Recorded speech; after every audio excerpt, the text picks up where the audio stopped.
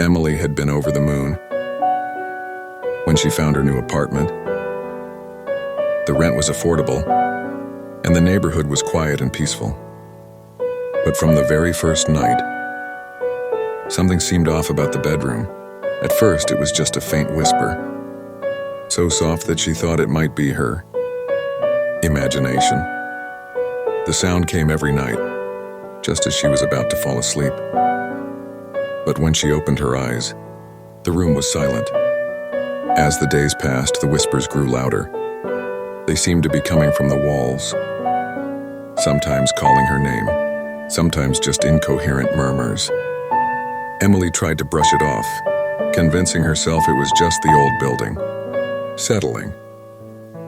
But sleep became impossible. She developed bags under her eyes and felt a constant sense of dread. One evening, after another restless night, she decided to investigate. She combed through the bedroom for anything that could explain the sounds. Behind a dresser, she noticed the wallpaper was peeling. Intrigued, she tugged at the corner and discovered a small door hidden behind it, worn and weathered around the edges. Her heart raced as she forced the door open, revealing a narrow, dark space. Dust filled the air, and the only thing inside was an old, full-length mirror leaning against the far wall. Its surface was clouded with grime, but as she stepped closer, she saw her reflection, or so she thought. Her reflection didn't move as she did. It stood still, staring back at her with a blank expression. Then slowly it began to smile.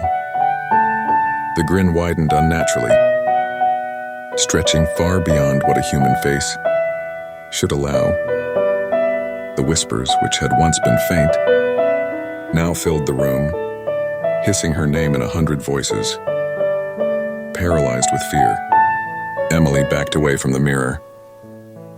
Her reflection's grin grew wider, its eyes narrowing into slits of malice.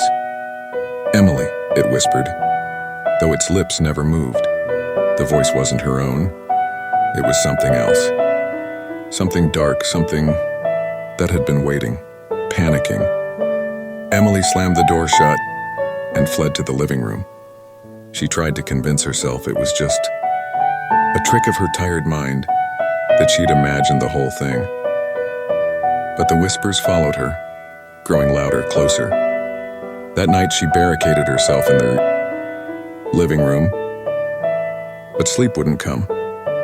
The whispers were constant now, filling her ears, her head, her mind, and then, just before dawn, everything fell silent. Relieved, Emily opened her eyes, hoping the nightmare was over. But her reflection stood at the foot of her bed, grinning just as before. The whispers echoed through the room, and Emily knew the nightmare was far from over. She was trapped in a horrifying reality that was beyond her control.